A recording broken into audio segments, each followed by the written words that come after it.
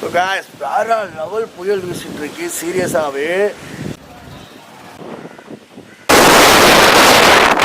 பாருங்க புயல் என்ஜாய் பண்ணிட்டு இருக்காங்க.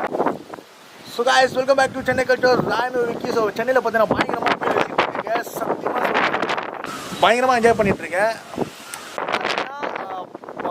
பயங்கரமாக வீசிட்டு இருக்கு. நீங்கள் அங்கேயே நீங்களே பாருங்க. வேற லெவலாக காற்று வீசிட்டு இருக்கு. ஒரு மாறி இருக்கிறதுனால கஷ்டப்படுறவங்க தயவு செஞ்சு உங்களுக்கு இதே பார்த்தீங்கன்னா குடிசை வீட்டில் ஸோ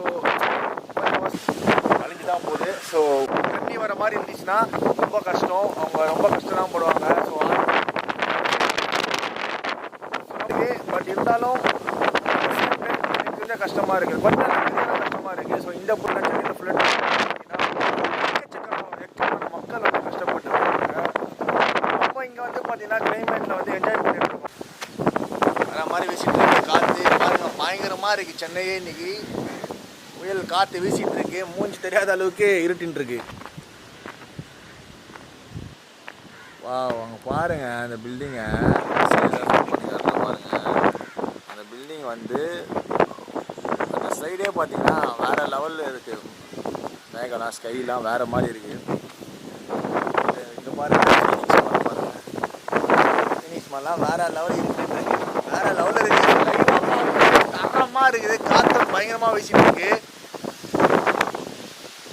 ஸோ இந்த டைமில் சுட சுட மேகியோ சுட சுட ஏதாச்சும் கொடுத்தா நல்லா இருக்கும். கொடுத்தா மட்டும் இல்லை, இந்த டைமில் மேகி சுட சுட சுட சுட ஏதாச்சும் கிடைச்சா சாப்பிடுங்க. சாப்பிட்டா நல்லாயிருக்கும். நான் இப்போ தான் சாப்பிட்டு வந்தேன். ஸோ வைப் என்ஜாய் பண்ணிகிட்ருக்கேன். நல்லா சில்லுன்னு இருக்குங்க. இதனால கொஞ்சம் மன கஷ்டத்தில் இருந்தேன். இந்த புயல் வந்து கொஞ்சம் காற்று ஓட்டமாக ஒருத்தவங்களுக்கு வந்து இந்த புயல் வந்து கஷ்டத்தை கொடுக்கும், ஹாப்பினஸ் சில பேருக்கு சந்தோஷத்தை கொடுக்கும். ஸோ எனக்குலாம் பார்த்தீங்கன்னா இத்தனை நாள் வந்து ரொம்ப கஷ்டத்தை தான் பட்டுருந்தேன். ஸோ சும்மா ஒரு தான் இருந்தேன்.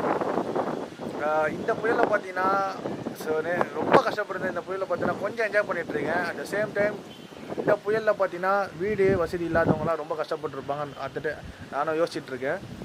ஸோ உங்கள் வீட்டு பக்கத்தில் மாதிரி இருந்தாலும் கண்டிப்பாக ஹெல்ப் பண்ணுங்கள்.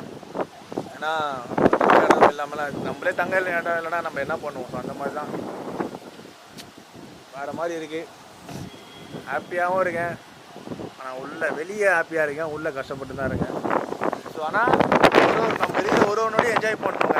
போங்க கஷ்டத்தை தூக்கி போடுங்க. பாருங்கள் வேறு மாதிரி இருக்குது சென்னையை. வேறு லெவலாக இருக்குங்க.